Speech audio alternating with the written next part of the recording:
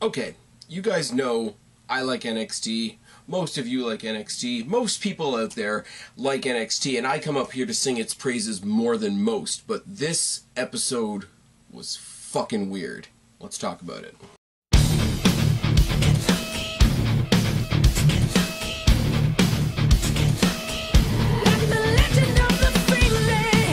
What's going on, everybody? It's your buddy, it's your pal Spaz Phoenix, the YWC Reality Check, here with your May 16th NXT review. Gotta say, first of all, missed out once again on reviewing 205 Live last night. A couple things got in the way, timing, etc., and I would have been reviewing it at like 2 in the morning, which I really didn't want to do. And reading the results, it's a bunch of multi-man matches that really don't mean anything. Apparently we're getting Atami and Tozawa next week, which is cool. Apparently we're getting more build with Buddy Murphy next week, which is cool. The easy thing to do, if you're going to do 205 Live versus the UK division, have the champions fight each other. Pete Dunne versus Cedric Alexander is a pay-per-view worthy match. Now, that might sound a little bit hypocritical because we do have a pay-per-view worthy match that happened tonight on NXT, but on the one hand, I'm very sorry that I did not get a chance to review 205 Live, because recently it has been a lot of fun to watch, a lot of fun to review, but it doesn't feel like I missed very much, if that's fair to say.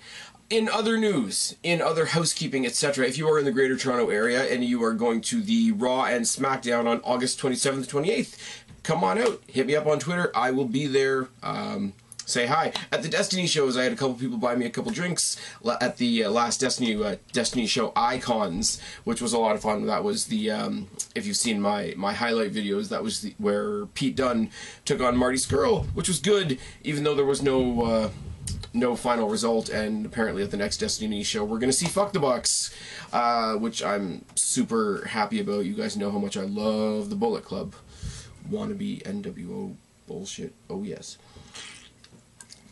Anyways, if it's your first time finding me, check out the little annotation up above. Join in the Q&A. The next Q&A is going to be before Money in the Bank. Check out my other playlists for 205 Live reviews when I get to do them. NXT reviews.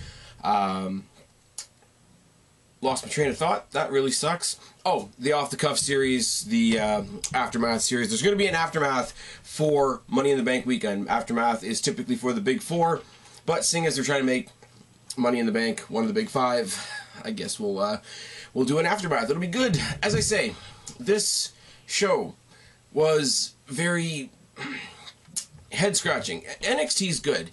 NXT has reached that point with most people, myself included, that even when it's bad... Why is my phone flashing at me? Why is that a thing? It's reached the point where even when it's bad, it's good. It's the old pizza analogy, but I don't eat pizza. Shock and awe. Take a minute to gasp if you want to. Even when it's bad, it's good, and even if it's bad, it's only an hour, so, you know, it is what it is. Gargano starts off the show. Gargano does not start the show. Why do my notes say that? Because it says Gargano with a question mark, and then nope, Ciampa. I fucked myself up with my own notes. Gargano's music starts the show. Everybody pops like crazy because Gargano is NXT's Daniel Bryan, but it's Ciampa that comes out instead. He trolls the crowd. He gets a ridiculous negative pop, and it's all good. It's all wonderful. He soaks it in. He's so good. Ciampa is really good at not doing anything.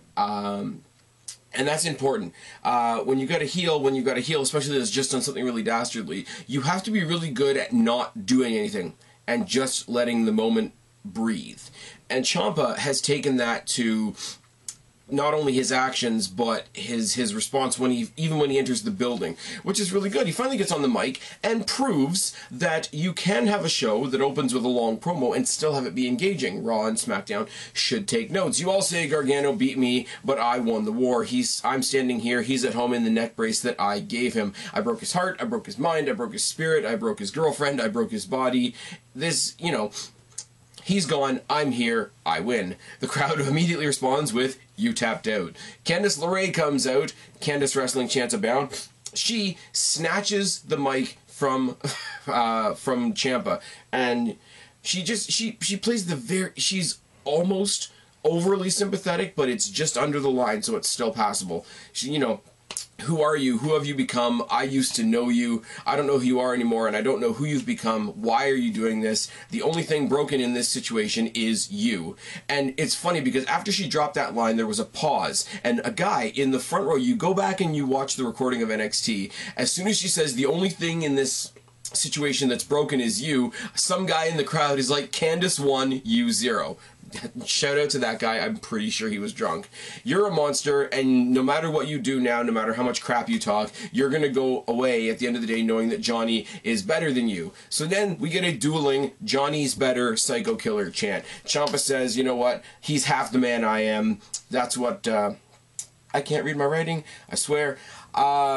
He's half the man I am. That's why he sent you out here to talk to me instead of himself. Even at your wedding, I wondered why you could marry somebody like him. In which case, even before the sentence is out of his mouth, Candice slaps him. He smiles, you know, traipsing that line of he almost enjoyed the slap, which is a little more suggestive than NXT would like to be, I'm sure. And he leaves, smiling, and he's just, you know, waving at her, doing that weird rendition that he does of like the evil royal wave and just mouthing to her over and over again, I win, I win, I win, which is good.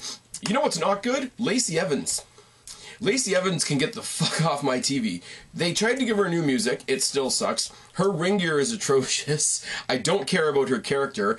All these reports that I'm seeing about her being a part of a new faction with Gunner and a bunch of other guys that look really badass, and I've seen them on house shows and whatever, I can't wait for that gimmick to come to NXT television, because this, whatever this is, this military mommy pinup bullshit that she's doing right now is fucking terrible. She's going up against some jobber named Brandi Lauren, who was nice to look at, and that's about the only thing good about this match.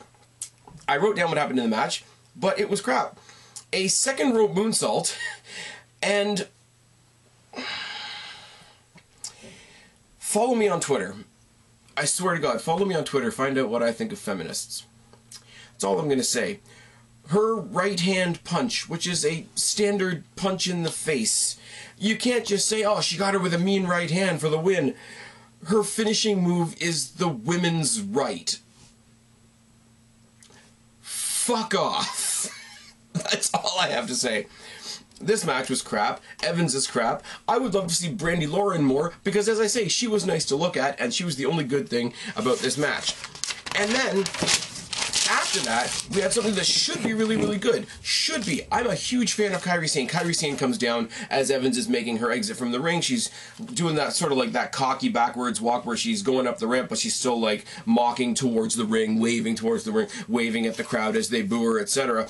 And she gets a wicked forearm to the back of the head from Kairi Sane. Kairi Sane continues to beat the crap out of her, which is funny because Kairi Sane is so small, and Lacey Evans, you know, she comes out doing, you know, the Rosie the Riveter pose with the big fucking muscles and shit. She's getting the shit kicked out of her by little tiny Kairi Sane, which is nice. Kicks her down all the way back down the ramp to the ring and smacks her face first off the apron. I thought she was going to throw her into the steps, which would have been even better. Puts her back in the ring, sets her up for the insane elbow, but Evans bails and Kairi Sane stands tall, and it's all good. She's making a statement, whatever, but what this means is we're having a program with Kairi Sane versus Lacey Evans, which means to get Lacey Evans over as a heel, we are wasting Kairi Sane on Lacey Evans, who fucking sucks. Oh yes. Now, I want to draw a comparison for you guys. You guys know that I mock a lot the STD of NXT, Bianca Belair. I make fun of her gimmick a lot. Her gimmick is terrible. The hair whip thing is terrible. The EST of NXT thing is terrible. But I respect her in the ring. She's a phenomenal person in the ring. She's captivating in the ring. Her character, other than the hair whip and the cheesy pickup lines, is good. So yeah, she sucks. She's sort of cringe. She kind of makes me roll my eyes, but I know I'm going to get at the very least, get a decent match out of her. Lacey Evans, I don't see any of that from. I saw a little bit of her from the Mae Young Classic, which was fine, and there was no story, there was no, I mean, there was her real life story, which is fine, I guess. It's in the realm of the Mae Young tournament. That's a completely different set of circumstances. But you saw her in the ring, and she was passable in the ring. I don't give a single fuck about her. A single fuck. She is tracing No Way Jose, Naomi territory with me right now. And that's on NXT. I don't want to say shit like that about somebody from NXT. Let's move on. In the back, they talk to Aleister Black as he's walking around outside the arena, talking about the match between Dream and Ricochet tonight. You know, if I want to revisit my my rivalry with Dream, it'll be good. You know, Ricochet, you know, he'll find out that there really is only one and only, and he talks about generically the whole, once you're the champion, there's a big target on your back, rah-de-rah-de-rah. And then we do one of the backstage sort of fake press conference type things, once again with Dakota Kai. People asking her about her interactions with Shayna Baszler, and more recently last week, her maniacal interaction with Nikki Cross, which just makes me smile so much. But Nikki Cross comes in as one of the interviewers with a phone in her face, asking her, you know, going crazy, you know, fear can lead to opportunity. When are you going to go after Baszler? When are you going to go after Baszler? And she's such a freaking great psychopath. I love Nikki Cross. I like Dakota Kai too, which is why I want this feud to happen. Nikki Cross is fucking great, but here's the deal. Here's where I can draw a direct parallel to the main roster on WWE. Samoa Joe. We all like Samoa Joe. Samoa Joe came out and made fun of Roman Reigns. We all like that because nobody likes Roman Reigns. It's fine. He's the whipping boy for Brock Lesnar now. It's okay. We'll talk about that later. Samoa Joe's feud with Roman Reigns, before Samoa Joe went to SmackDown, so that really made a lot of sense, was based on Samoa Joe being very, very interested in Roman Reigns' Brock Lesnar matches. Why would Samoa Joe give a shit about Brock Lesnar if he's cutting a promo on Roman Reigns? It seems very off the point. I mean, you want to come out and make fun of the guy, sure. You know, I'm gonna get you all riled up because I just watched some other guy kick the shit out of you. Now I'm gonna kick the shit out of you. That's fine, but why they were relentlessly focusing on Samoa Joe, focusing on Brock Lesnar, focusing on Roman Reigns. It's the same thing here. I would love to see Nikki Cross versus Dakota Kai. I would love to see a mid-card feud between the two of them, or even a #1 contenders match. I care more about Dakota Kai versus Nikki Cross than I do about whichever one of them having a match with Shayna Baszler. Now, that's not anything against Shayna Baszler. It's just Dakota Kai and Nikki Cross are two characters on NXT that I really, really like. And Shayna Baszler just sort of is that Brock Lesnar feel in NXT, so she's just kind of there until she needs to have a match. She walks around with her, you know, aviators on and carries the belt around and bullies everybody, and it's all good. But why the hell does Nikki Cross, if Nikki Cross is targeting Dakota Kai, why does Nikki Cross care about Shayna Baszler? Somebody tell me, put it down in the box below. And then we got Velveteen Dream versus Ricochet, which started last week with the promos, etc., and it's all good, and we were all excited. I came up here last week, did my review, told you how I was all excited about this match. They're obviously going to do this at TakeOver Chicago, right? No, they're going to do it tonight for reasons, and it's fucking fantastic. It really, really is. Velveteen Dream, you guys know what I think of him. The gimmick, I could take or leave once he's in the ring. Fucking phenomenal. Ricochet was everything that all of you guys hyped him up to me to be when I've got, you know, my own personal friends and family, when I've got my co-hosts here, you know, Guapo, etc., you know, when I got guys like OKFabe telling me how great Ricochet is and how great he's going to be in NXT. Yes, I do my typical cocky, hey, I'm not an indie guy, you know, Mr., you know, going to Destiny shows all over the damn place now. Let me see what he does when he gets here. And I did. And I went to NXT Mississauga. I saw him face Buddy Murphy. I'm like, all right, this guy's going to be something. Get him some better music. They did get him some better music. It's all good. And my camera's flashing at me, so you guys are going to have to give me just 1 second. The wonders of technology. So, Velveteen Dream versus Ricochet, collar and elbow tie-up to start. Dream works the arm, then the wrist. Ricochet reverses the arm lock and mocks Dream's dancing. Has him in the armbar, has him down on the ground in the armbar, and then starts to grind and dance like Velveteen does. And it made me smile, made the whole crowd pop, and it was really good. Wrist lock into a key lock by Ricochet, headlock by Dream, figure 4 head scissor by Ricochet, and a pinning reversal sequence to follow.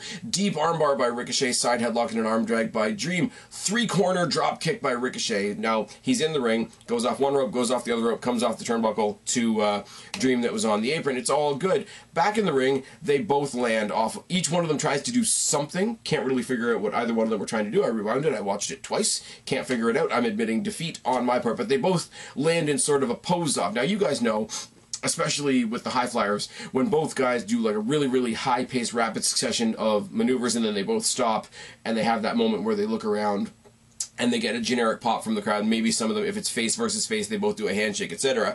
This was kind of the same thing. They both land in their particular signature poses, I guess. You know, you got Velveteen Dream, who sort of does that reverse slip out of the ring that he does, and Ricochet does that crouch with his one hand up in the air that he does also as part of his entrance. Now, these two, just posing off, got one of the biggest pops of the night, which, I mean, people are into both these guys, so it's all good. They go back into it a little bit, right hand, they brawl a little bit, they both hit a double headbutt on each other, and as they're recovering, as the intensity is just ramping up in the match, it goes into the toilet because both of them are bowled over by Lars Sullivan, and I just flipped the bird to my TV. This is a cool match. I like seeing it on TV. I would have liked to see a bullshit finish just between the two of them to build towards a match at TakeOver, which is obviously going to happen. We don't need Sullivan. Sullivan is NXT's Big Show. And like so many other things tonight that I've said, there's a lot of good, but there's a why. You know, Nikki Cross and Dakota Kai is good, but why is Nikki Cross talking about Shayna Baszler? You know, Kairi Sane kicking the hell out of somebody is great, if it's somebody I care about, which is not Lacey Evans. These two going at it should have brawled to a no contest, and then brawled to another no contest, and then had some sort of stipulation match at TakeOver Chicago 2, isn't it? But no, instead we've got Sullivan, and it's going to get even worse later on in the night. Oh yes, Raul Mendoza versus Kona Reeves, and as I said last 2 weeks ago, Kona Reeves' new gimmick is that he's The Rock, which earns him not much else other than a Kona sucks chant as he's coming down to the ring. And now the match was bleh. I like Raul Mendoza. He's one of those guys in that Tyler Breeze category of he's awesome. I don't think he's ever going to get a spotlight on him because he's so awesome they need him to make other guys look good. Kona Reeves, I couldn't give a single fuck about. Raul Mendoza versus EC3 last week was cool, but it makes me hope that he gets a shot eventually. If they're not going to give him a shot, let him build himself up a little bit of a name in NXT and shoot him over to 205 Live. Let Drake Maverick deal with him. It'll be good. In the back, Kathy Kelly tries to get a word with Ricochet, who's standing outside William Regal's office, says he wants a shot at Sullivan, but then he gets cut off by Dream, who says, I want a shot at Sullivan. You want a shot at Sullivan? I want a shot at Sullivan. Let's go deal with it. And they both storm into Regal's office. And later on in the night, we hear that instead of these two amazing superstars going at each other again next week, they're going to have a handicap match against Lars Sullivan. For reasons. Again, two guys, feud we want to see, big, lumbering speed bump in front of it by the name of Lars Sullivan. Why the fuck are we doing this? I wouldn't care so much if it's not NXT and if I wasn't such a big proponent of NXT. But the main event, Oney Lorcan, Danny Burch, Pete Dunne versus the Undisputed Era. Now, there's no losing here. Love the Undisputed Era. I've said it before. I'll say it again. Adam Cole, baby, is the new Heartbreak Kid Shawn Michaels, in my opinion. Watch his mannerisms, watch his work rate, watch anything in this. The other two, I mean, Roderick Strong took me a long time to come around to. I mean, O'Reilly is the third guy on the team, isn't he? Pete Dunne, I'm ridiculously biased towards at this point. Like I say, I've been going to the Destiny shows. He's also the Destiny champion here in Mississauga. It's all good. Lorcan and Burch are a couple good mechanics in their own right, and Bobby Fish isn't there because he's gimpy right now. Moving on. This is a gold match. As we said at the last TakeOver, this is the gold match because the tag titles are here, the North American title is here, the UK title is here. It's all good. Everybody but the main... I mean, Aleister Black was interviewed outside, and Shayna Baszler was mentioned by Nikki Cross, but they were the only champions not mentioned tonight, which is okay. It's just okay. A lot of people out there are saying that there's a lot of feuds in NXT that are being made more important than Aleister Black in the championship, which is kind of true. I mean, Aleister Black's great. I'm happy that he's the champion, but there's no way he's as important as the Gargano Ciampa feud. At this point, I don't even think he's as important as the Undisputed Era, which is unfortunate. It's true. He should have the North American title, and names are escaping me because I suck like that. Adam Cole and him should just flip titles, or, Aleister Black can be the UK champion, because that'll go over well. Burch and O'Reilly start the match. Test of strength and a knee bar by O'Reilly. Both men trade low kicks and a mud hole by Cole as he comes into the ring. Forearm by Cole. Kitchen sink and a mud hole by O'Reilly. Snapmare and a kick to the spine by O'Reilly and a backbreaker by Strong. Strong stomps on the elbow joint. Strong stomps on the elbow joint, which is just disgusting, and it lends itself to Pete Dunne later on, who does the joint manipulation thing that I love so much. Forearm by Strong. Lariat to beat down by Strong to Dunne. or sorry, Too Strong by Dunne. I can read my own writing, I promise. And then we get indeed into the joint manipulation, working the shoulder to the arm to the elbow to the wrist to the hand to the fingers. It's all good. I've seen it in person. I saw him and Marty Scurll do it to each other at the thing. Destiny, Icons, you know, the annoying Bullet Club chants I could have done without, but these guys had a fucking fantastic match. Watching this reminded me of that. I'm a happy kid.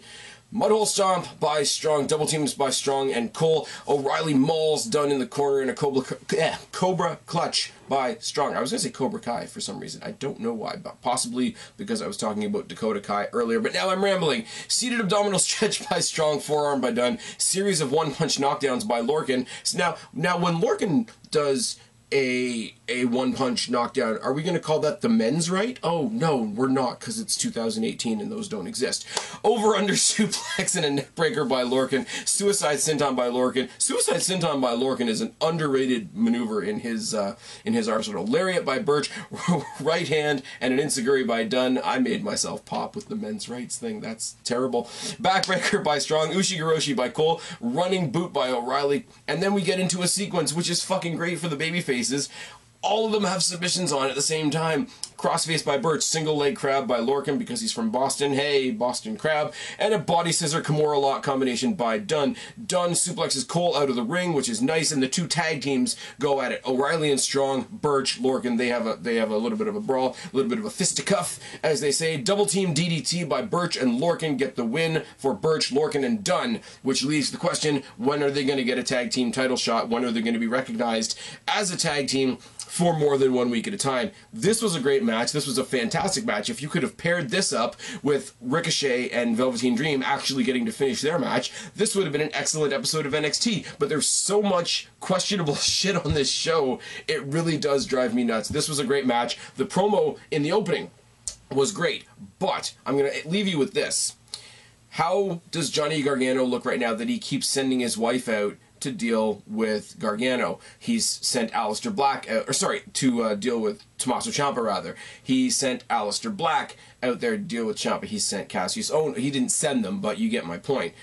And not only that, but Candice LeRae is able to snatch the microphone from Ciampa, and Ciampa can't do anything about it. It's questionable. I like it. I like Candice LeRae, don't get me wrong. But, I mean, you got this guy whose nickname is the Psycho Killer, and he lets this little blonde that's half his size snatch the microphone from him and basically tear him up and down with the help from the crowd, while she's talking for Gargano, who should be talking for himself because he's NXT's Daniel Bryan. A lot of questionable shit. Good wrestling in here. There really is. These guys that had this great six-man main event, great. Ciampa and Gargano, we're going to have another round. It's going to be great. Ricochet and Dream, before their match was cut off by fucking Sullivan, was great. But there's way too much questionable shit. NXT, I'm willing to give it the benefit of the doubt. They had an off night. I'm sure it'll be better next week. We're gonna get that stupid fucking handicap match next week, aren't we? Guys, help me out. Help me make sense of the madness down in the box below. I've been Spaz, your YWC Reality Check. Subscribe up there, talk down there, start a conversation, keep all these conversations going. Don't be a stranger. I'll talk to each and every last one of you later, but for right now, I am tagging out. Bye, guys. Sunshine, come a freak like me.